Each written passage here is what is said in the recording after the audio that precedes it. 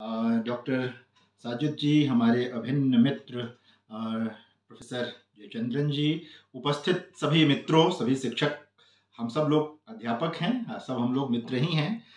हम थोड़े पहले अध्यापक हो गए इसलिए इस पार हैं, आप थोड़े बाद में हुए इसलिए उस पार हैं, लेकिन हम हैं एक ही समाज के, एक ही जैसा काम करते हैं। पढ़ना पढ़ाना ही हम लोगों का काम है। तो मूल रूप से व्याख्यान से अधिक मैं बराबर निवेदन करता हूं लोगों से, ये बातचीत अधिक है। मैं जो सोचता हूं प्रेमचंद को लेकर, उनकी स्त्री दृष्टि को लेकर, वो आपके सामने रखूंगा। मैं लंबे समय से मैं प्रेमचंद को लेकर कुछ कुछ करता रहा हूं काम। स्त्री दृष्टि एक ऐसा प्रश्न है, एक ऐसा प्रसंग है आज की तारीख में जिसको लेकर तरह तरह के काम हो रहे हैं। जो समकालीन स्त्री विमर्श है, जो समकालीन रचनाशीलता है, उसमें तो ये चीज है ही।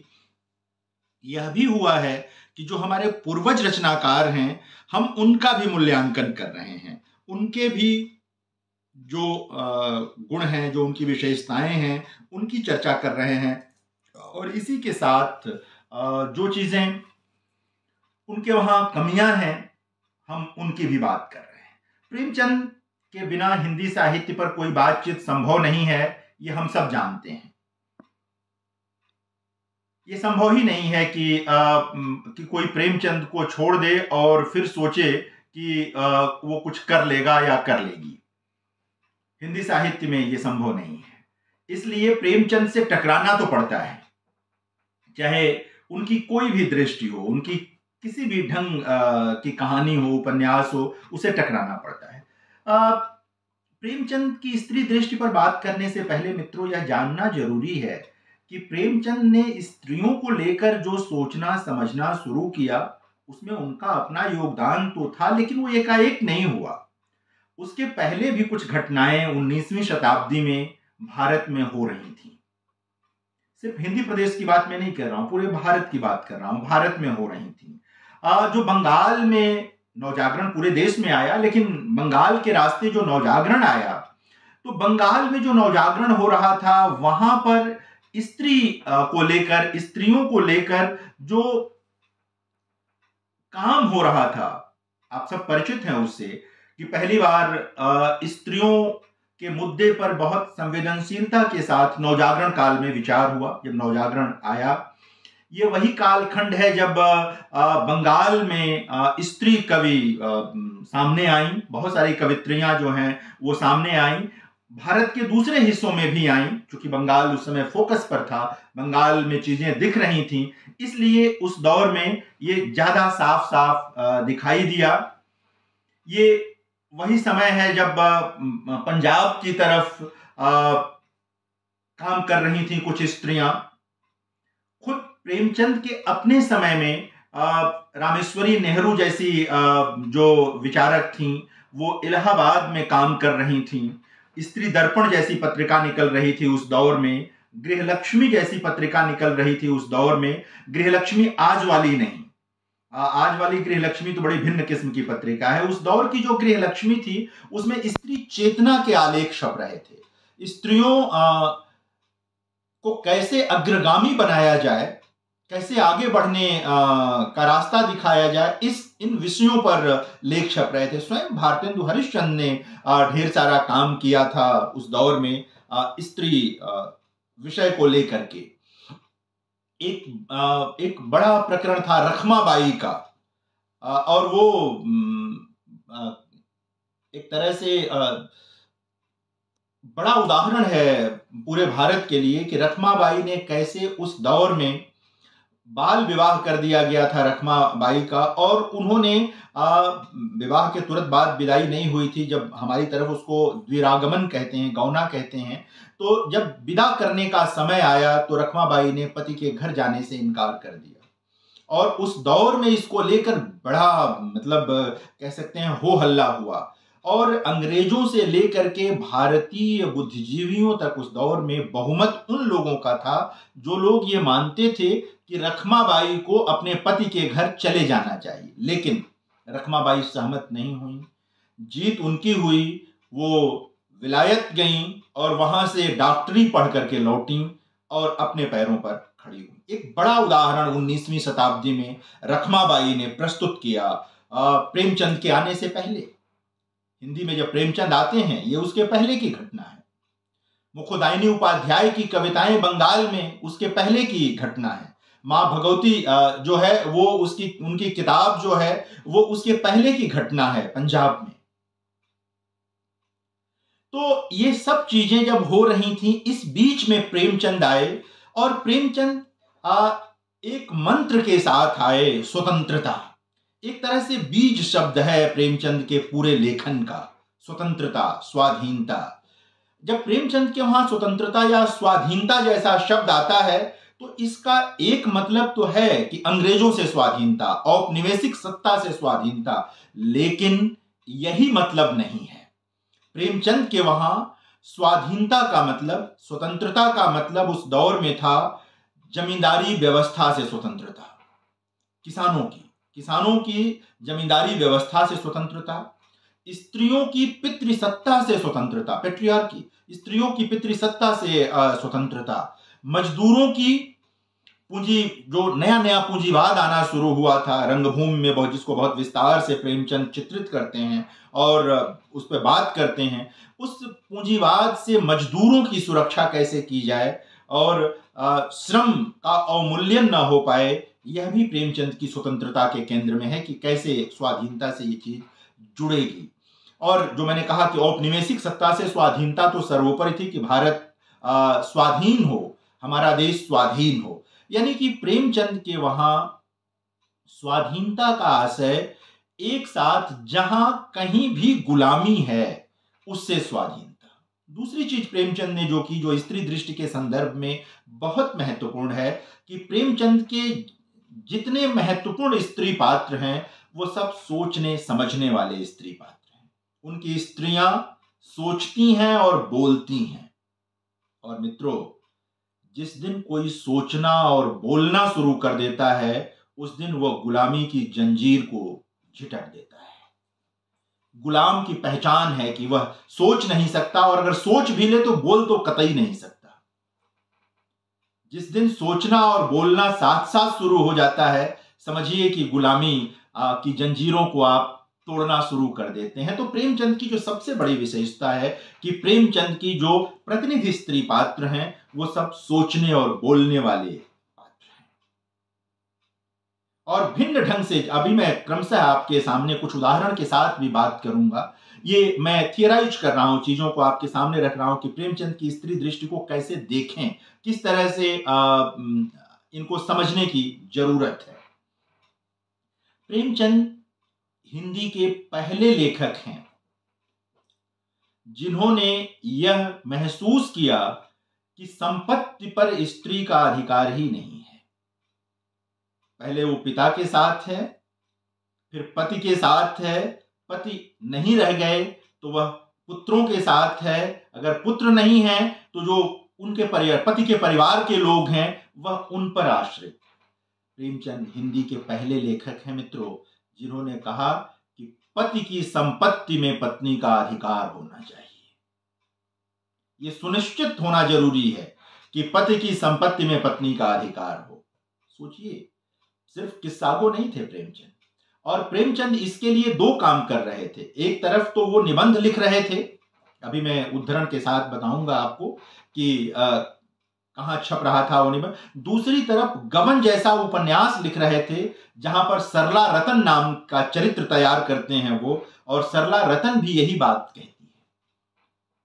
कहती है कि पति के रहते जो लोग हमारे इर्द गिर्द घूमते रहते हैं, पति के नहीं रहने पर वो हमारे मालिक हो गए हैं, अचानक वो हमारे लिए भत्ता तय करने लग रहे हैं। ऐसी विडंबना, ये मतलब ये बहुत बड़ी बात है, क्योंकि प्रेमचंद कई चीजें समझ रहे थे उस दौर में। एक तो बेमेल विवाह की जो पूरी परंपरा सी बन गई थी उस दौर में, जिसमें स्त्रियां मतलब कोई रोक ही नहीं सकता था, वैधव्य मिलना ही मिलना था उनको, वो विधवा हो ही जाती थी और फिर वो लाचार हो जाती थी। तो ये जो पति की संपत्ति में पत्नी के अधिकार का मामला है, इसका मामला यह भी था कि अगर सामान्य किस्म का विवाह हो तब भी हो, और असामान्य किस्म में तो बहुत ही जरूरी था ये, ताकि जीवन सुरक्षित हो सके। यानी कि प्रेमचंद एक साथ सामाजिक सांस्कृतिक कार्यकर्ता की भी भूमिका निभा रहे थे और साहित्यकार की भूमिका में तो वो थे ही थे। ऐसे विषयों को पहली बार प्रेमचंद ने हिंदी साहित्य में इंट्रोड्यूस किया, पहली बार लेकर आए, जिनके बारे में लोग सोचते तक नहीं थे। राजा रानियों की कहानियां, जमींदारों की कहानियां, यही सब चलता रहता। प्रेमचंद ने कहा नहीं साहब, हम तो होरी की कथा कहेंगे, और होरी की तो बहुत बाद में, उसके बहुत पहले आ गए। धनिया की कथा कहेंगे, उन लोगों की कथा कहेंगे, पूस की रात लिखेंगे, ऐसे लोगों की कहानियां लिखेंगे, ऐसे लोगों के बारे में बात करेंगे जो सदियों से वंचना का शिकार हैं, जो सदियों से शोषण का शिकार हैं, सदियों से जिनकी ओर किसी ने ध्यान ही नहीं दिया। पहली बार प्रेमचंद ने उनकी ओर ध्यान दिया, और उसमें स्त्री दृष्टि पर, चूंकि हम लोगों को बातचीत करनी है, स्त्रियां सबसे महत्वपूर्ण हैं। मैं आपको बताऊं, कुछ उदाहरण देता हूं मैं प्रेमचंद के वहां से, और फिर साथ साथ बात करेंगे। प्रेमचंद ने जब लिखना शुरू किया तो अपने कहानियों उपन्यासों में तो जिक्र किया, उनको लगता था कि सीधे सीधे निबंधों में अगर बात न आए तो बात नहीं बनती है। उन्होंने कहा स्त्री शिक्षा बहुत जरूरी है। उन्होंने कहा बिना पढ़ाई के स्त्रियों की मुक्ति पर कोई बातचीत अगर आप करते हैं तो अधूरी बातचीत है। स्त्रियों को शिक्षा दिया जाना जरूरी है। स्त्रियां अगर शिक्षित होंगी तो वो अपने आर्थिक आधार को मजबूत कर लेंगी। आज देखिए ना, हम लोग इस रिफ्रेशर कोर्स में कितनी महिला साथी आज यहां उपस्थित हैं, आर्थिक रूप से संपन्न हैं, अपने पैरों पर खड़ी हैं, अपने ढंग से जीवन का निर्णय ले सकती हैं, सब कुछ है। ये प्रेमचंद ने पिछली शताब्दी के, 20वीं शताब्दी के बिल्कुल आरंभिक वर्षों में सोचना शुरू किया। उन्होंने भाषण दिए जाकर के कि स्त्रियां भी अब वही शिक्षा प्राप्त कर लेना चाहती हैं जिनको प्राप्त करके पुरुष मालिक बना बैठा है, मालिक बना बैठा है। ये प्रेमचंद है। अगर इसी से पता चलता है कि प्रेमचंद किस तरह से पूरे समय समाज की धड़कन को समझ रहे थे। प्रेमचंद को मालूम था कि सिर्फ अंग्रेजों के चले जाने भर से भारत की तकदीर नहीं बदलने वाली है। जब तक यहां पर स्त्रियों की, वंचितों की तकदीर नहीं बदलेगी, तब तक कुछ भी नहीं होने वाला है। इसलिए वो कहते हैं कि स्त्री शिक्षा पर बात करिए। मैं सीधे सीधे प्रेमचंद का उद्धरण पढ़ रहा हूं, आप सुनिए। जो कहते हैं कि दहेज के प्रसंग में लिखा उन्होंने, बेसिकली आप सोचिए कि दहेज आज की चीज नहीं है। ये प्रेमचंद के अपने समय में भी दहेज जैसी चीज चल रही थी कि बेटी जा रही है और बेटी के साथ साथ आपको बहुत सारी चीजें भी देनी है, बहुत सारा कुछ करना है। ये प्रेमचंद के समय में हमें तो इसका एक ही इलाज नजर आता है, और वह यह कि लड़कियों को अच्छी शिक्षा दी जाए। उसी तरह जैसे हम अपने लड़कों को छोड़ देते हैं, उनको विवाहित देखने का मोह हमें छोड़ देना चाहिए, और जैसे युवकों के विषय में उनके पथभ्रष्ट हो जाने की परवाह नहीं करते, उसी प्रकार हमें अपनी लड़कियों पर, बेटियों पर विश्वास करना होगा। प्रेमचंद कह रहे थे कि हम अपने बेटों को तो घर से दूर पढ़ने को भेज देते हैं और सोचते हैं कि ये नहीं बिगड़ेगा, तो बेटियों के बारे में आप क्यों नहीं ये सोच सकते कि वो भी नहीं बिगड़ेंगी? आप बेटियों के बारे में क्यों मान लेते हैं कि जिमी स्वतंत्र भई बिगड़हि नारी? ऐसा नहीं होता, ऐसा नहीं होता। ये प्रेमचंद हैं जो उस दौर में हवा के विपरीत खड़े होकर के बात कर रहे थे। हवा उनके पक्ष की नहीं थी।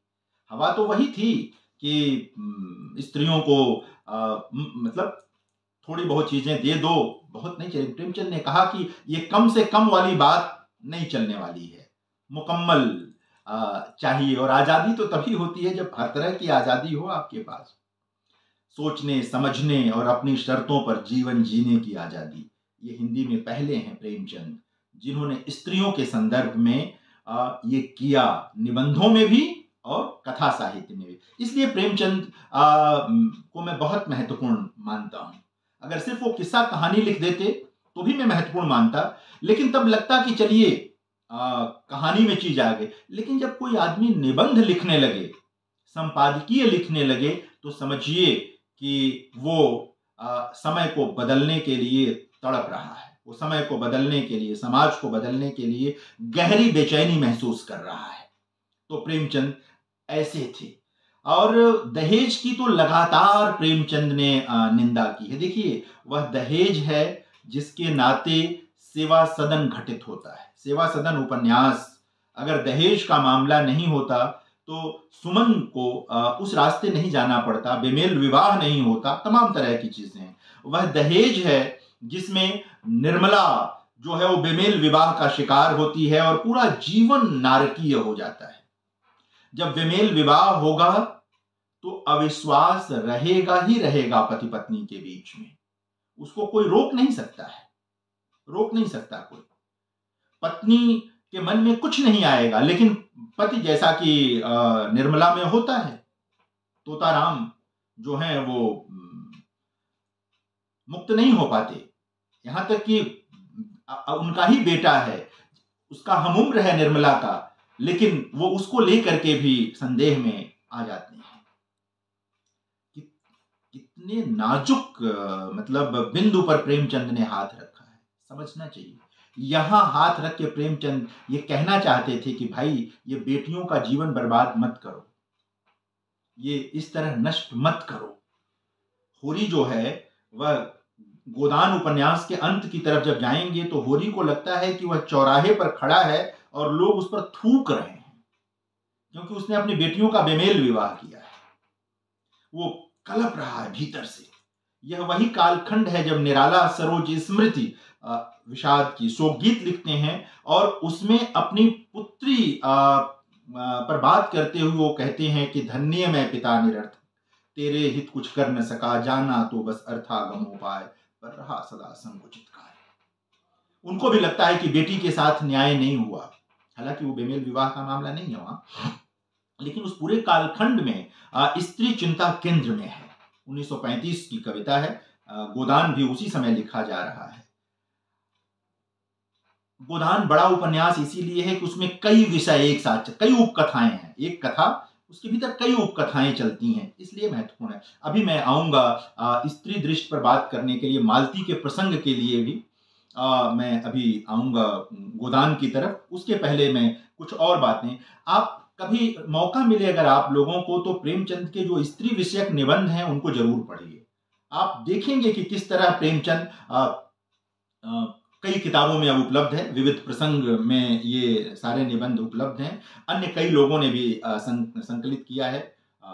यहाँ प्रसंग बस बताऊं, हालांकि अपने बारे में नहीं कहना चाहिए। मेरी भी एक किताब है जिसमें प्रेमचंद के दलित और स्त्री विषयक विचार, भारतीय ज्ञानपीठ से है वो। तो आप विविध प्रसंग मिल जाए, कोई भी किताब मिल जाए कहीं से भी, जहां प्रेमचंद के स्त्री विषयक विचार हैं उनको आप देख लें। आपको दिखेगा कि कैसे प्रेमचंद लगातार ये कह रहे थे कि आप स्त्रियों को सिर्फ बच्चा पालने और भोजन पकाने तक क्यों सीमित रखते हैं। आज हम बात कर रहे हैं ना, प्रेमचंद का उदाहरण पढ़ता हूं मैं आप लोगों के लिए, सुनिए। मुश्किल तो यह है कि पुरुषों ने महिलाओं को इतना सताया है कि अब वे माताएं और गृहिणी न बनकर अपनी आर्थिक स्वाधीनता प्राप्त करने पर तुली हुई हैं। अगर पुरुष बच्चे पालना और भोजन पकाना नहीं जानते तो स्त्री क्यों सीखे। जो विद्या पढ़कर पुरुष रोटी कमाता है और इसीलिए औरतों को अपनी लौंडी समझता है, नौकरानी मतलब समझता है, वही विद्या स्त्रियां भी सीखना चाहती हैं। वह खाना क्यों पकाएं, वकालत क्यों न करें, अध्यापिका क्यों न बने। आज से लगभग 100 साल पहले प्रेमचंद ये बात कर रहे थे। ये प्रेमचंद की स्त्री दृष्टि है। ये प्रेमचंद सोच रहे थे कि आप इस तरह खाना नहीं बना सकते कि स्त्री तो खाना बनाने के लिए है और परिवार का पालन पोषण करने के लिए है, बच्चा पालने के लिए। भैया आप क्यों नहीं करेंगे। और ये यानी कि एक तरह से साहचर्य के एक नए सौंदर्य शास्त्र की जो बात आजकल हम लोग करते हैं, प्रेमचंद इसके लिए अपील कर रहे थे उस दौर में कि इन चीजों में सब में बराबरी आने की जरूरत है। ये चीजें होंगी तभी होगा। अगर देखिए, अगर चीजें नियंत्रित ना रहें तो चीज कितना खराब हो जाता है। आजकल कुछ सुंदर दृश्य दिखने का मतलब देखने को मिलते हैं, वो इसीलिए कि साहचर्य का सौंदर्य शास्त्र नई पीढ़ी के लड़के लड़कियों ने कुछ हद तक अपना लिया है।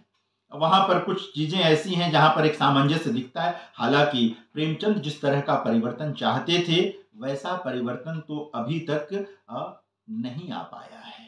विवाह को लेकर प्रेमचंद का मानना था कि परिवार की संस्था को प्रेमचंद बहुत महत्वपूर्ण मानते थे, लेकिन उनका यह मानना था कि परिवार की जो संस्था है वह सिर्फ एक पहिया नहीं खींच सकता है। अगर ये बैलगाड़ी है तो एक पहिया नहीं खींचेगा, दोनों पहियों को खींचना पड़ेगा, तब जाकर के बात बनेगी। ऐसा नहीं हो सकता कि एक तो खींचे जा रहा है, दूसरा मतलब किनारे की तरफ झुका हुआ है, दूसरी तरफ बराबरी का मामला है, चलेगा तो बराबर चलेगा। तो उस दौर में लेकर के था विवाह बहुत जरूरी मानते हैं प्रेमचंद, लेकिन वही कि सब चीजें ठीक हों, वहां पर गड़बड़ियां ना हो, इसका ध्यान दिया जाना जरूरी है। और बार बार वो कहते हैं प्रेमचंद की स्त्रियों को ये अवसर मिलना चाहिए कि वो अपना भाग्य अपने हाथ में लें, अपने भाग्य के निर्माता स्वयं बने। पुरुष यह न कहे कि मैं तुम्हारा भाग्य बना रहा हूं। ये बात कितनी सुखद है कि प्रेमचंद आज से 90 साल 80 साल पहले सोच रहे थे, लगभग 100 साल पहले सोच रहे थे। इसलिए कई बार लगता है कि प्रेमचंद की स्त्री दृष्टि पर बातचीत की जानी चाहिए। और प्रेमचंद का पूरा फोकस देखिएगा कि आर्थिक और सामाजिक सांस्कृतिक आजादी पर बहुत है। प्रेमचंद ऐसा नहीं कि मन के भीतर नहीं घुसते हैं। कुछ लोगों को लगता है कि प्रेमचंद मन के भीतर नहीं घुसते हैं प्रेमचंद, लेकिन उनको लगता है कि पहले जो मूल समस्या है उसको तो दूर करो, जो मुख्य रोग है उसको दूर करो। मुख्य रोग गैर बराबरी है स्त्री और पुरुष के बीच, उसको दूर करो, उस गैर बराबरी को दूर करो।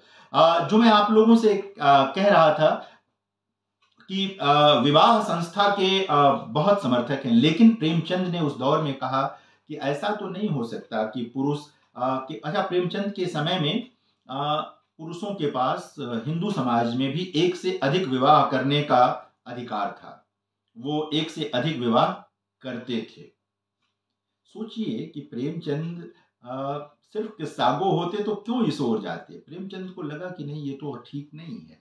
प्रेमचंद ने कहा कि एक विवाह का नियम स्त्री पुरुष दोनों ही के लिए समान रूप से लागू हो और पुरुष पत्नी के जीवन काल में दूसरा विवाह न कर सके। ये प्रेमचंद तलाक का पक्ष लेते हैं। प्रेमचंद वहां पर कहते हैं कि अगर इतना शोषण है तो हम बाध्य नहीं कर सकते स्त्री को साथ रहने के लिए। तलाक को उसके इलाज के रूप में देखते हैं प्रेमचंद। अगर प्रेम है, साहचर्य है, तब तो कोई दिक्कत नहीं, लेकिन ऐसा नहीं हो सकता कि आप लगातार किसी का शोषण करते चले जाएं। वहां पर प्रेमचंद को लगता है कि स्त्री को अलग होने का अधिकार होना चाहिए। वो बार बार, मैं फिर दोहरा रहा हूं कि परिवार की संस्था के समर्थक हैं, परिवार बचाने की बात करते हैं, लेकिन शोषण को नहीं बढ़ाना चाहते। पुरुष की संपत्ति पर पत्नी का अधिकार हो, वह उसे रेहनवाय जो कुछ चाहे कर सके। रेहनवाय का मतलब उसे अगर चाहे तो किसी को लोन पर दे सके, उधार दे सके। यानी कि इतना अधिकार उसके पास होना चाहिए कि वो पूछे नहीं कि जी मैं ये उनको दे रही हूं और बाद में ले लूंगी। तो ये अधिकार प्रेमचंद कह रहे थे कि पुरुष की संपत्ति, पति की संपत्ति पर इतना अधिकार होना चाहिए। और पिता की संपत्ति पर बेटी के अधिकार का नियम तो हाल फिलहाल में लागू हुआ है। प्रेमचंद कह रहे थे इसे 1932-33 में कि पिता की संपत्ति पर 31 की बात है, ये 1931 का निबंध है कि पिता की संपत्ति पर पुत्रों पुत्रियों का समान अधिकार हो।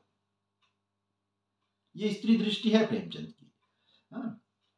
तलाक कानून जारी किया जाए और स्त्री पुरुष दोनों के लिए समान रूप से जारी किया जाए। ऐसा नहीं कि पुरुष के लिए अलग और स्त्री के लिए अलग बना दिया जाए। तलाक के समय स्त्री पुरुष की आधी संपत्ति पाए, तलाक हो तो आधी संपत्ति पाए, और यदि मौरूसी जायदाद हो तो उसका एक अंश। मौरूसी जायदाद का मतलब ये उर्दू से उठाया उन्होंने, तो वहां से अगर है तो, लेकिन जो पति ने संपत्ति अर्जित की है, जो पति ने संपत्ति बनाई है, उसका आधा हिस्सा लेकर के वो जाने के लिए हकदार है, जा सकती है। ये प्रेमचंद उस दौर में कह रहे थे, ये चीज सरला रतन के संदर्भ में भी हमको जानना चाहिए। गबन उपन्यास में वो महत्वपूर्ण चरित्र है, बेमेल विवाह है सरला रतन का वकील साहब के साथ। और जाहिर है कि जब तक वकील साहब हैं, धन धान्य है, सब कुछ है, लेकिन वकील साहब नहीं रहते हैं और वो एकदम से लाचार स्थिति में पहुंचा दी जाती है। प्रेमचंद इसीलिए 1936 में जब प्रेमचंद भाषण देते हैं प्रगतिशील लेखक संघ के अधिवेशन में लखनऊ में, साहित्य का उद्देश्य नाम से जो निबंध आप सबने पढ़ा होगा, बहुत प्रसिद्ध है प्रेमचंद का वह निबंध। और वहां जब प्रेमचंद जो बातें कहते हैं, दरअसल उनके अपने जीवन का निचोड़ है, वो अपने साहित्य का निचोड़ है। वहां जा करके कई बातें प्रेमचंद कहते हैं। वो कहते हैं कि साहित्य का काम सोए हुए लोगों को जगाना है। सोए हुए लोगों को जगाने का मतलब जो श्रम करके सोया हुआ है उसको नहीं, जिसकी चेतना सो गई है उसको जगाना है, जिसकी नींद ही नहीं खुली उसको जगाना है। तो ये प्रेमचंद पीछे अपने साहित्य में कर रहे थे लगातार। मनोरंजन, बार बार प्रेमचंद कहते हैं कि साहित्य का काम मनोरंजन करना नहीं है, साहित्य का काम आपको और सुसंस्कृत बनाना है, आपको सचेत बनाना है, आपको माने पाठकों को सचेत बनाना है। इसीलिए वो कहते हैं कि साहित्य जो है, वो उसी भाषण में कहते हैं कि साहित्य जो है वो राजनीति के आगे चलने वाली मसाल है, पीछे चलने वाली मसाल नहीं है। साहित्य राजनीति को रास्ता दिखाता है, राजनीति साहित्य को रास्ता दिखाए, ये अच्छी बात नहीं है, अच्छी बात नहीं है। हालांकि हम सब हकीकत जानते हैं, बहुत सारी चीजें जानते हैं, लेकिन होना तो यही चाहिए कि दार्शनिक और साहित्यकार वो समाज के अगुआ बने। ये प्रेमचंद की चिंता में था। स्त्रियों के संदर्भ में भी ये चीज लेकर के आ रहे थे। कभी गोदान को अगर आप लोग ध्यान से पढ़ें, गौर से पढ़ें, तो देखेंगे कि उसमें स्त्रियों के कई प्रसंग हैं। स्त्रियां मीटिंग करती हैं, वहां पर गोष्ठियां करती हैं स्त्रियां, और स्त्रियां जब वहां गोष्ठियां करती हैं तो उसमें स्त्री मसलों पर बात करती हैं, विवाह के मसलों पर बात करती हैं, और प्रेम के आधार पर विवाह करने की बात करती हैं। वो कहती हैं कि प्रेम हो तभी विवाह करने की जरूरत है, वरना कोई मतलब नहीं है। दरअसल एक तरह से एक हाइपोथेसिस रख रहे थे प्रेमचंद। हम सब जानते हैं कि विवाह का एक दूसरा स्वरूप भी है, जिसमें आजकल हम तमाम वेबसाइट से और तमाम चीज़ों से भी विवाह संस्था में जाते हैं और जीवन बहुत सुंदर रहता है। एक तरह का जीवन जीने का वो एक सामाजिक समझौता भी है, वो एक अलग चीज़ है। लेकिन प्रेमचंद जिस दौर में लिख रहे थे, जहां परिवर्तन की बात थी, एक तरह की ये प्रतिक्रिया थी, एक तरह की प्रतिक्रिया थी ये कि हम प्रेम के आधार पर विवाह करेंगी और नहीं तो नहीं करेंगी। यानी कि कहीं ना कहीं इस कथन में यह था कि हम जब पुरुष को पहचान लेंगी कि ये हमारे लायक है या नहीं है, तब हम उसके गले में वरमाला डालेंगे, उससे विवाह करेंगे। एक हाइपोथेसिस देने की कोशिश करते हैं प्रेमचंद, और इसी को एक तरह से एक्सटेंड करते हैं। मालती का प्रसंग बहुत महत्वपूर्ण है गोदान में। आप सबने पढ़ रखा होगा इस उपन्यास को। हिंदी का कौन विद्यार्थी है जो गोदान नहीं जिसने पढ़ा होगा। मालती का पूर्वार्ध अलग है और उत्तरार्ध अलग है। मालती जो शुरू में आती हैं तो बड़ा चमक दमक दिखता है, सारी चीजें दिखती हैं, और सामान्य लोग ये सोचते हैं कि ये मतलब आडंबर में ज्यादा रहती हैं। लेकिन धीरे धीरे मालती के चरित्र का प्रेमचंद विकास करते हैं और वो औदात्य की ओर बढ़ता है, उदात्त होता जाने वाला चरित्र है। और एक कथन है उपन्यास में जिसको बार बार लोग दोहराते हैं और यह सिद्ध करने की भी कोशिश करते रहे हैं बहुत दिनों तक कि प्रेमचंद पढ़ी लिखी स्त्रियों को समझ नहीं पाते थे। और शायद इसीलिए एक वाक्य है ना कि मालती जो है वो बाहर से तितली और भीतर से मधुमक्खी है। अंतिम पन्नों की तरफ ये बात आती। दरअसल पूरे गोदान उपन्यास में यह अकेली काव्यात्मक पंक्ति है।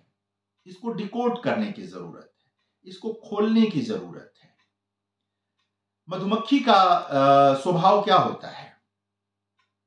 मधुमक्खी का स्वभाव होता है कि वह जीवनदायी शहद इकट्ठा करती है ना।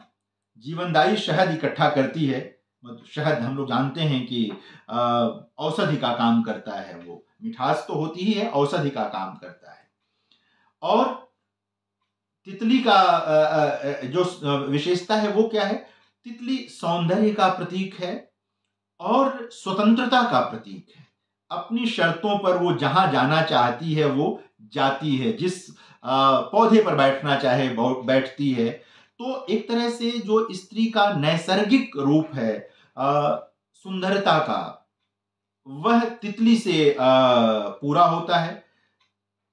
एक स्वतंत्रता की चीज उसके साथ जुड़ती है। मधुमक्खी जीवनदायी शहद इकट्ठा करने का मामला है, और मधुमक्खी इस बात का भी प्रतीक है कि यदि उसके छत्ते पर हाथ डालोगे तो डंक मारेगी। प्रेमचंद यह बताना चाहते थे कि मालती जैसी पढ़ी लिखी स्त्रियों में जो स्त्री का नैसर्गिक स्वभाव है वह भी है, लेकिन उसमें बहुत कुछ जुड़ जाता है। आत्मरक्षा का गुण जुड़ जाता है। दूसरे की रक्षा तो वो करती ही आई हैं, शहद दे करके, व्यवस्था करके।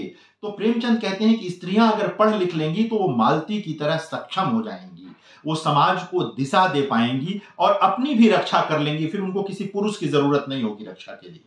कि कभी आप लोगों ने, पता नहीं केरल में ऐसा होता था कि नहीं होता था, हम लोगों की तरफ तो ये होता था कि बहन भले ही 25 साल की हो या 21 साल की हो और भाई 10 साल का हो, अगर उसको अपनी सहेली के घर जाना हो तो 10 साल का भाई साथ साथ जाता था, जिसको कोई भी 2 थप्पड़ मार के कहीं भी डरा धमका सकता है। यह जो पितृसत्ता की सोच थी कि एक स्त्री जा रही है तो उसकी सुरक्षा में एक पुरुष जाएगा, भले ही वो 10 ही साल का हो और वो लड़की 20 साल की 21 साल की हो। प्रेमचंद इस पर भी प्रहार करते हैं कि स्त्री को किसी इस तरह से पुरुष की सुरक्षा की जरूरत नहीं है। कभी महादेवी वर्मा की कविता को इससे जोड़कर देखिएगा। पंथ रहने दो अपरिचित, प्राण रहने दो अकेला। वो यही कहती हैं कि बहुत रास्ता दिखा लिया, पंथ रहने दो अपरिचित, प्राण रहने दो अकेला। अब तक तुम लोगों ने बहुत रास्ता दिखाया और तुम लोगों के बताए रास्ते पर हम बहुत चली। अब ये जो अजनबी अनजान सा रास्ता दिखाई दे रहा, छोड़ दो, हम ये मार्ग बना लेंगी, इस रास्ते को हम साफ कर लेंगे। पंथ रहने दो अपरिचित, प्राण रहने दो अकेला। छोड़ दो, हम अपना मार्ग बना लेंगी, चाहे जितना कंटकाकीर्ण क्यों न हो, हम यहाँ से अपना मार्ग। इस कविता को कहीं पढ़िएगा। हुआ ये कि महादेवी वर्मा की कविताओं को रहस्यवाद के साथ जोड़कर लंबे समय तक ऐसा पढ़ाया गया कि किसी अलौकिक प्रिय को ही संबोधित लोग उनको मानते रहे और देखते रहे। जबकि महादेवी वर्मा का गद्य पढ़िए, श्रृंखला की कड़ियां पढ़िए, स्त्री मुक्ति की वो दस्तावेजी किताब है, 1942 में छप गई थी भारत में, और वो सारे निबंध 1930 से 42 के बीच में लिखे गए थे। सिमोन द बुआ की किताब मूल फ्रेंच में 1949 में छपी थी, महादेवी वर्मा के 7 साल बाद, लेकिन वो फ्रेंच में थी, अंग्रेजी में अनुवाद हो गया, पूरी दुनिया ने जान लिया। महादेवी जी की हिंदी में छपी थी, उसको अंग्रेजी अनुवाद 1980 के आसपास आकर होता है। तो महादेवी जी के गद्य के साथ उनकी कविताओं को पढ़िएगा तो लगेगा कि महादेवी वर्मा भी 1930 के आसपास जब प्रेमचंद ये सब लिख रहे थे तो महादेवी वर्मा भी आंगन का स्वरूप बदलना चाह, आंगन माने जहां स्त्रियों को रहने की जगह बनाई गई थी, तो आंगन का स्वरूप बदल देना चाहती थी महादेवी वर्मा, और स्त्री के दुख दर्द की बात कर रही थी, जो कि प्रेमचंद कर रहे हैं पति की संपत्ति को लेकर, पिता की संपत्ति को लेकर। क्योंकि प्रेमचंद जानते थे कि आर्थिक आधार वह आधार है जिसके बिना आप किसी को भी कमजोर कर सकते हैं। जिसका आर्थिक आधार मजबूत है, आप उसको झुका नहीं सकते, आप उसको किसी भी रूप में उसका शोषण नहीं कर सकते, आप शोषण नहीं कर सकते आप। इसलिए प्रेमचंद सबसे पहले स्त्रियों के शिक्षा और आर्थिक आधार की बात करते हैं, फिर विवाह की बात करते हैं कि वहां भी उनका शोषण न होने पाए, उनके पास तलाक का अधिकार होना चाहिए, उनके पास कभी भी उनको किसी स्टेज पर लगे कि नहीं रहना साथ, तो अलग हो जाए। उनकी मर्जी हो तो विवाह करें या न मर्जी हो तो न करें। स्त्रियों की खरीद फरोख्त, ये जो बाजार में स्त्रियों के बेचने और उनका सेवा सदन उपन्यास है ही, हम सब जानते हैं। प्रेमचंद इसको लेकर बहुत व्यथित रहते थे और उनका मानना था कि जब तक स्त्रियां खरीदी और बेची जा रही हैं बाजार में, उनकी देह का सौदा हो रहा है, तब तक यह मान कर चलिए कि मुक्ति पूरी नहीं हुई है। जब तक आप स्त्री की देह की कीमत लगा रहे हैं, तब तक मुक्ति पूरी नहीं हुई है। यह चेतना ही अपने आप में बहुत निम्न दर्जे की है कि आप स्त्री देह की कीमत लगा सकते हैं। सेवा सदन को पढ़ जाइए, उसमें ऐसे ऐसे मार्मिक संवाद हैं, ऐसे मार्मिक संवाद हैं कि आंख भर आती है। बहस है कि ये दाल मंडियां किसके बल पर आबाद हैं। दाल मंडी माने जो तवाइफों का इलाका है बनारस में, उसको लेकर के कि ये दाल मंडी किसके नाते आबाद है, कौन है इसके पीछे। और स्त्रियां उसमें अपनी रुचि से थोड़े जाना चाहती हैं, वह तो किसी न किसी कारण से ले जाकर वहां लोग रख देते हैं। तो यह जो पितृसत्ता का पूरा जाल है, पूरी नेटवर्किंग है पितृसत्ता की, उस नेटवर्किंग को तोड़ते हैं प्रेमचंद। वो कहते हैं कि इसको तोड़ दो और हर जगह से तोड़ दो कि ये फिर जुड़ ना पाए आपस में, क्योंकि अगर जुड़ गए तो फिर वही कमाल करेंगे। विधवा विवाह को लेकर प्रेमचंद बहुत सचेत थे। नवजागरण से चीज निकली थी, आप सब जानते हैं इस बात को। स्वयं उन्होंने विधवा से विवाह किया था, बाल विधवा थी शिवरानी देवी जी, जिनसे विवाह किया था उन्होंने। तो विधवा विवाह को लेकर के भी प्रेमचंद बहुत सचेत थे और अपने उपन्यासों में भी इस प्रसंग को ले आए और अपनी कहानियों में भी इस प्रसंग को उन्होंने शामिल किया। कहीं कोई मतलब दुविधा नहीं थी उनके मन में इसको लेकर के। और कुछ उदाहरण मैं आपको बताता हूं। अमृत राय जो हैं ने लिखा है, अमृत राय जो उनके पुत्र हैं, जिन्होंने उनकी जीवनी लिखी है कलम का सिपाही, उनका कथन मैं उद्धृत कर रहा हूं। अन्याय का नाम लेते ही उनका, माने प्रेमचंद का, अन्याय का नाम लेते ही उनका ध्यान सबसे पहले स्त्री जाति पर जाता है। सबसे ज्यादा जुल्म का शिकार कौन है? कहने के लिए औरत मर्द बराबर हैं, सब ढकोसला है। औरत मर्द के पैर की जूती है, बाकी सब कलई मुलम्मा है। कलई मुलम्मा जानते हैं आप लोग ना, जो पेंट कर दिया जाता है ऊपर से किसी चीज, कोई भी मान लीजिए पीतल के ऊपर सोने का पेंट कर दीजिए, वो कलई मुलम्मा वही हुआ। तो ये बराबरी का जो एक ढकोसला है स्त्री पुरुष के बीच में, वह वही है, कलई मुलम्मा है। पीतल पर सोना पेंट कर दिया है तो नहीं, वो है नहीं। ये प्रेमचंद तब भी देख रहे थे, हम मित्रों आज भी जानते हैं इस बात को। मैं अक्सर एक बात कहता हूं प्रेमचंद के हवाले से, आज कहूं आप लोगों से कि कई बार हम लोग, मैं अपने विद्यार्थियों से भी कहता हूं, जो लड़कियां हैं उनसे भी और जो लड़के विद्यार्थी हैं उनसे भी कहता हूं, शोधार्थियों से, कि आजकल पुरुष जो हैं वो हाथ बटाते हैं काम में। कई बार किचन के काम में भी हाथ बटाते हैं, जो नए स्त्री पुरुष आए हैं हाथ बटाते हैं। बच्चा पालने में भी हाथ बटाते हैं। ये बहुत सकारात्मक बात है, लेकिन सबसे अधिक सकारात्मक बात तब होती है या होगी जब वे आपकी महत्वाकांक्षा के सहयोगी बने। जो आपका एम्बिशन है, अगर वो उसके सहयोगी बनते हैं तो सही साहचर्य है। घर में मैं बांट लिया, सुख की बात है, मैं इसको कमतर नहीं कह रहा हूं, इसको कम नहीं कह रहा हूं, महत्वपूर्ण चीज रेखांकित कर रहा हूं। लेकिन सबसे महत्वपूर्ण है कि आप जो बनना चाहती हैं, क्या उसमें आपका पार्टनर कितना मददगार है, या अगर वो पुरुष है तो वो अपनी पत्नी के लिए कितना मददगार है। स्टूडेंट बने कि पुरुष अगर सामने संबोधित है तो ये एक बहुत महत्वपूर्ण चीज है। प्रेमचंद जैसे लोग यही काम कर रहे थे, ऐसे पुरुषों का निर्माण चाहते थे कि वो हो, जो अपने पार्टनर को, जो अपने जीवन साथी को अपने जैसा ही समझे, न कम न अधिक। जानते हैं, किसी को देवता बना देना भी खतरनाक है, किसी को देवी बना देना भी खतरनाक है। देवता और देवी बनाकर शोषण बहुत आसानी से किया जा सकता है। हाड़ मांस का ही रहने दीजिए, पुरुष को भी और स्त्री को भी दोनों के जैसे पुरुष के भीतर बहुत सारी चीजें होती हैं, स्त्रियों के भीतर भी होती हैं, यही समझने की जरूरत है। ये प्रेमचंद अपने निबंधों में भी कह रहे थे और अपनी कहानियों में भी कह रहे थे, और जब जब उनको जहां मौका मिला वहां वहां उन्होंने कहा। विधवाओं के बारे में उनका एक कथन आपसे शेयर करता हूं, याद रहेगा आप लोगों को। विधवाओं के साथ समाज ने बड़ा अन्याय किया, और अन्याय को पाल कर कोई समाज सरबसा मतलब प्रगति नहीं कर सकता, नहीं हो सकता। उसी समय शारदा बिल आया था, जब प्रेमचंद का वो समय था, शारदा बिल नाम से एक बिल पास हुआ था। प्रेमचंद ने शारदा बिल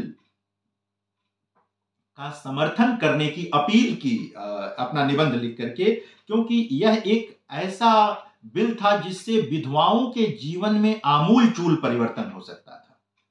सरला रतन जैसे कि विधवाओं के जीवन में आमूल चूल परिवर्तन हो सकता, उनकी पात्र है। उस दौर में जो लाखों विधवाएं थीं, उनके जीवन में आमूल चूल परिवर्तन हो सकता था। कभी सोचना चाहिए कि प्रेमचंद की दृष्टि कितनी बारीक है। एक तरफ अंग्रेजों के से संघर्ष की कहानियां लिख रहे थे, दूसरी तरफ पितृसत्ता से संघर्ष की कहानियां लिख रहे थे, तीसरी तरफ जाति व्यवस्था से संघर्ष की कहानियां लिख रहे थे, चौथी तरफ जमींदारों से संघर्ष करती किसानों के मुक्ति की कहानियां लिख रहे थे। एक एक साथ कितने मोर्चे प्रेमचंद के जीवन में हैं, और खुद रोग से त्रस्त थे, बहुत छोटा जीवन मिला उन्हें, हम सब जानते हैं इस बात को।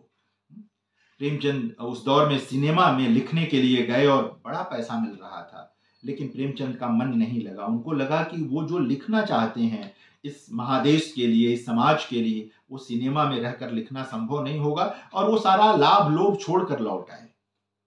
और नहीं लौटते तो गोदान हमारे पास नहीं होता, गोदान जैसी कृति हमारे पास नहीं होती। उनकी लिखी एक दो फिल्म की स्क्रिप्ट्स होती, पता नहीं उसमें भी कितना न्याय हो पाया होता या नहीं हो पाया होता।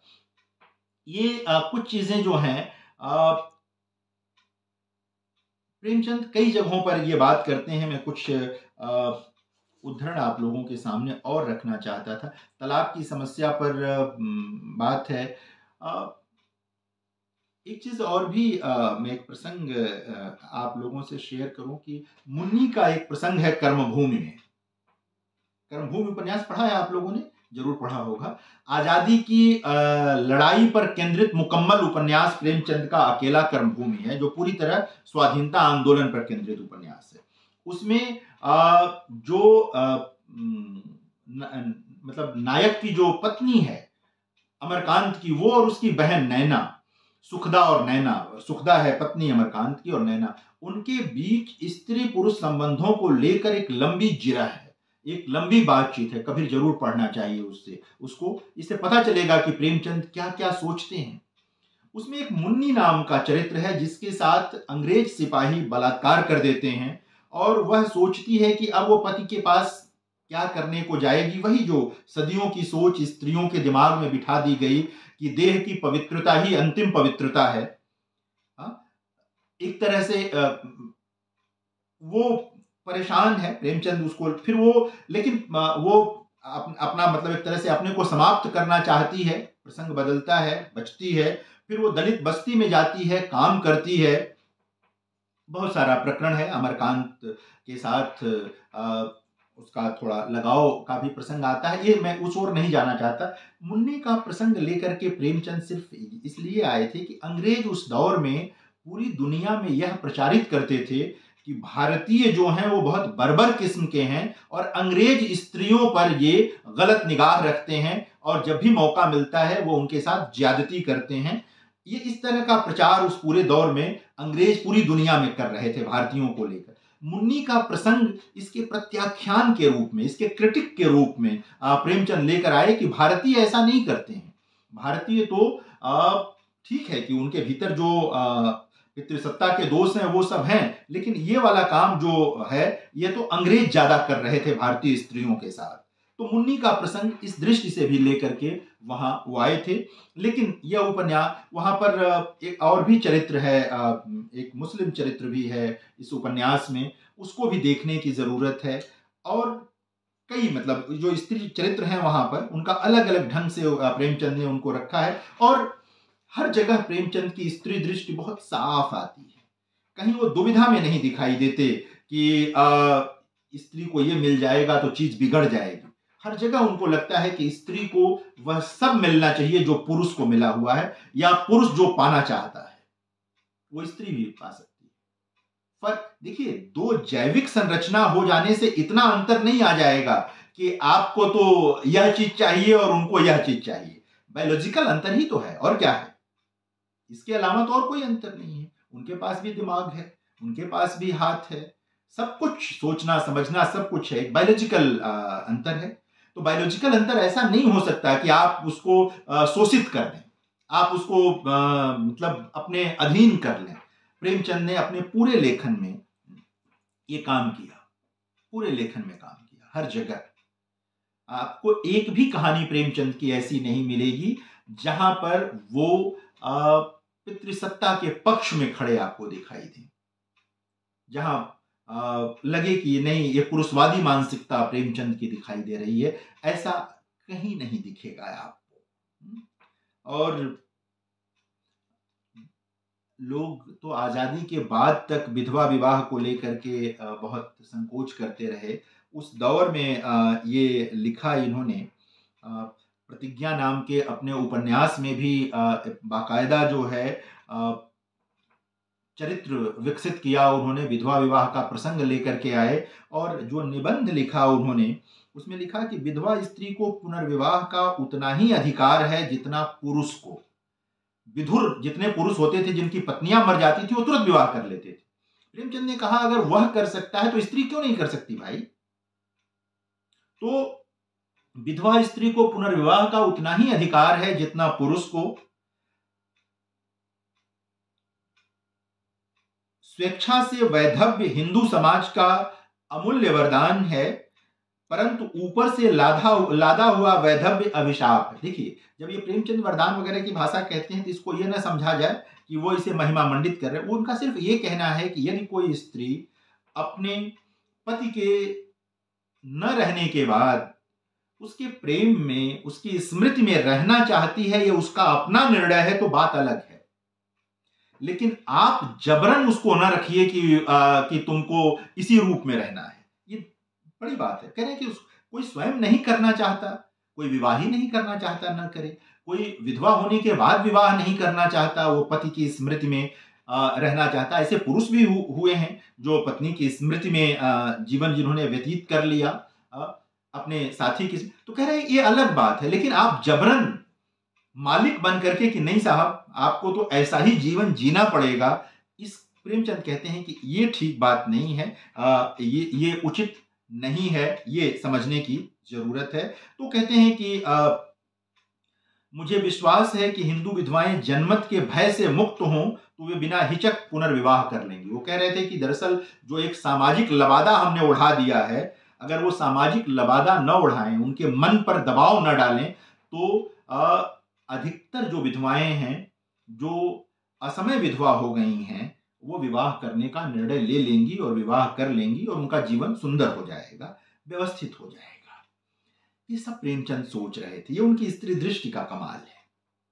सोचिए कि कितना मतलब चलता रहता होगा अपने दिमाग में प्रेमचंद के। उस समय के पूरे कालखंड को वो देख रहे थे, समझ रहे थे।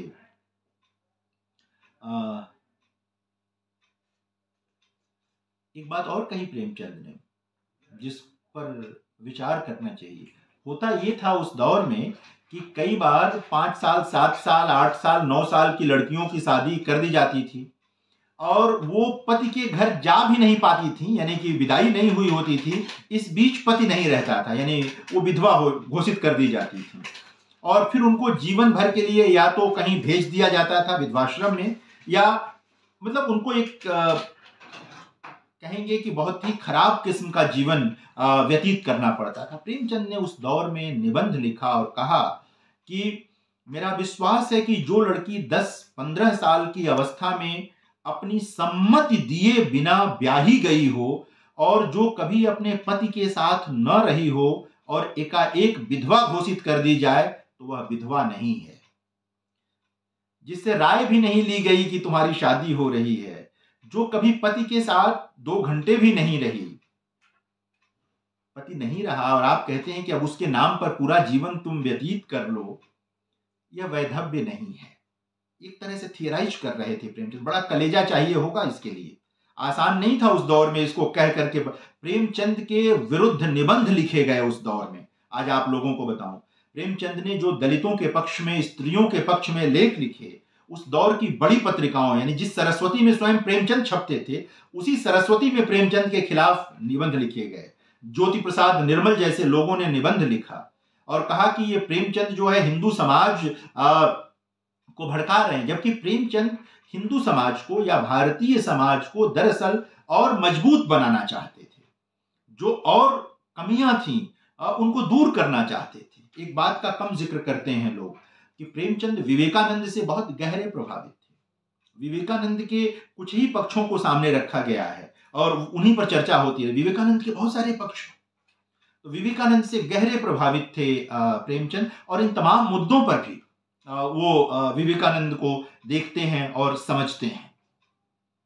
तो ये तमाम प्रसंग उनके वहां एक उस दौर में एक बिल पास हुआ था, सर हरि सिंह गौड़ तलाक बिल। ये हरि सिंह गौड़ वही हैं जिनके नाम पर सागर में एक केंद्रीय विश्वविद्यालय है, सेंट्रल यूनिवर्सिटी है।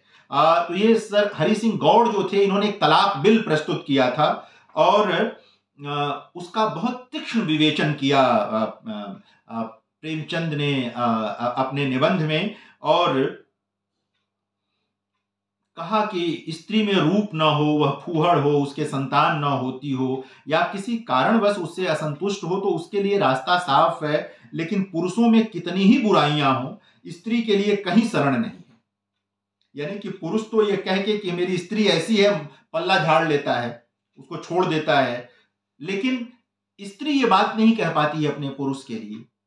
कई बार तो मतलब ऐसी दिक्कतें भी होती हैं पुरुषों में, जिससे वो पति होने लायक नहीं होते हैं, फिर भी स्त्रियां जीवन काट देती रहीं उनके साथ। ये संरचना के भीतर की चीज रही, हमारी अपनी संरचना के भीतर ये चीज होती रही। प्रेमचंद इन सब का क्रिटिक उपस्थित करते हैं, प्रेमचंद इन सब की आलोचना उपस्थित करते हैं।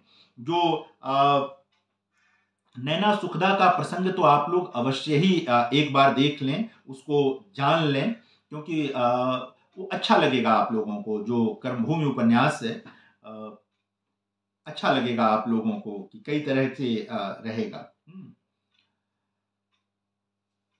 प्रेम की बात करते हैं, बहुत सारी चीजें यहाँ पर ऐसी हैं, मैं अगर बोलूं तो 2-2.5 घंटे तो प्रेमचंद की स्त्री दृष्टि पर शायद प्रेमचंद को उद्धृत करने में लग जाएंगे। इतनी चीजें प्रेमचंद के वहाँ हैं, इतने तरह के विषय प्रेमचंद के पास हैं जो निकल करके आती हैं। प्रेमचंद के वहाँ एक चीज बड़ी अच्छी है कि प्रेमचंद किसी मिथक के पास नहीं जाते। प्रेमचंद बहुत इतिहास में नहीं जाते, वो हमारे और आपके बीच से पात्र चुनते हैं, हमारे और आपके बीच से जीवन के जो विडंबनाएं हैं उनको उठाते हैं, हमारी और आपकी कहानियां लिखते हैं, इसलिए वो ज्यादा चुभती हैं हमें, वो ज्यादा अपील करती हैं।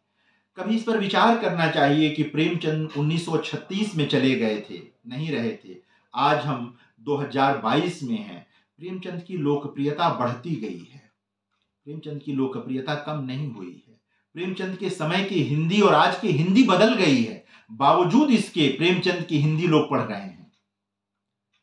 ये प्रेमचंद के कथा साहित्य की ताकत है, उसके भीतर जो उसका प्राण तत्व है, ये उसकी ताकत है कि वो हमें बेचैन करता है। अभी वो समस्याएं, वो चिंताएं हमें परेशान करती हैं, बेचैन करती हैं, इसलिए हम लोग बार बार प्रेमचंद के वहां जाते हैं और देखते हैं। पूरे जीवन जब तक प्रेमचंद जीवित रहे, उन्होंने स्त्रियों को मनुष्य का दर्जा दिलाने की लड़ाई लड़ी, उसी के लिए कहानियां लिखी, उसी के लिए उपन्यास लिखे, उसी के लिए निबंध लिखे।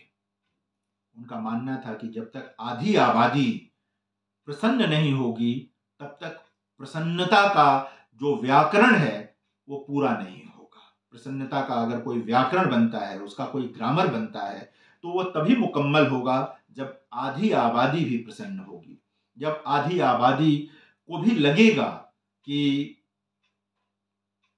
अब सब कुछ ठीक है, बराबरी का मामला है, तो शायद स्थितियां बदल जाएंगी। प्रेमचंद का उपन्यास निर्मला हो, प्रेमचंद का उपन्यास सेवा सदन हो, प्रेमचंद का उपन्यास गबन हो, प्रेमचंद का गोदान हो, किसान समस्या पर लिखा गया उनका प्रेमाश्रम हो, हर उपन्यास में स्त्री से संबंधित कोई न कोई मार्मिक प्रसंग अवश्य है, और वो सिर्फ इसलिए है कि हमारी और आपकी आंख खुल सके। ठाकुर का कुआं, जो कि दलित जीवन पर केंद्रित एक विशिष्ट कहानी है, जिसकी ओम प्रकाश वाल्मीकि ने भी बड़ी भूरी भूरी प्रशंसा की थी, दलित विमर्शकार और चिंतक लेखक। उस कहानी में भी कुएं के जगत पर थोड़ी देर के लिए ही सही तथा कथित सवर्ण घरों की स्त्रियां भी आती हैं, और जो संवाद करती हैं कि उनकी स्थिति भी घर में नौकरानी से अलग नहीं है। कहने को वो तथाकथित उच्च जातियों की हैं, उनके पास संपत्ति है, लेकिन उस संपत्ति पर उनका कोई अधिकार नहीं है। वो सिर्फ 5-7 पंक्तियां हैं ठाकुर का कुआं की, जब जगत पर वो स्त्रियां पानी भर रही हैं खड़े होकर कुएं पर। उसको जरूर पढ़िए मित्रों। जहां कहीं भी अवसर मिला, जहां कहीं भी प्रेमचंद को मौका मिला, उन्होंने स्त्रियों और वंचितों के लिए आवाज अवश्य उठाई। कई बार तो कहानी कला का अतिक्रमण करके भी उठाई उन्होंने। कई बार जहां लेखक को नहीं जाकर के खुद बोलना चाहिए, वहां जाकर बोला उन्होंने। कफन में वंचितों के पक्ष में कि रात दिन मेहनत करने से क्या होता है जब भूखे ही रहना है, और जो मेहनत नहीं करता है वो चारपाई तोड़ रहा है, यानी कि सुख भोग रहा है। इस तरह के तमाम प्रसंग हैं। मुझे लगता है कि आप लोगों का और भी सत्र होगा और कई चीजें होंगी। तो कुछ मुद्दे थे, कुछ बातें थी प्रेमचंद के की स्त्री दृष्टि को लेकर। बहुत सारी और भी बातें हैं जिन पर कभी मौका मिला तो हम लोग और चर्चा करेंगे। बस निवेदन यह है कि रखमाबाई का प्रकरण है, मोक्षधायिनी उपाध्याय का कविता संग्रह भी उपलब्ध है, ये सब कभी मिले तो देखें। स्त्री दर्पण जो पत्रिका है उसकी पुरानी फाइलें उपलब्ध हैं, कभी मौका मिले तो देखिए कि ये प्रेमचंद जैसे लोग आते हैं तो पीछे एक जमीन है, उर्वर जमीन है। और फिर प्रेमचंद ने जो काम किया, उनके मैंने निवेदन किया कि उनके स्त्री विषयक विचार जरूर पढ़ें। मैं बहुत आभारी हूँ मित्रों आप सबका कि आप सबने बहुत धैर्य के साथ मुझे सुना, और एकेडमिक स्टाफ कॉलेज जो आपका है मैं उसका भी आभारी हूँ। अपने आत्मीय मित्र प्रोफेसर जयचंद्रन का भी आभारी हूँ कि आज आप लोगों से बातचीत का अवसर मिला। बहुत बहुत आभार, बहुत बहुत धन्यवाद।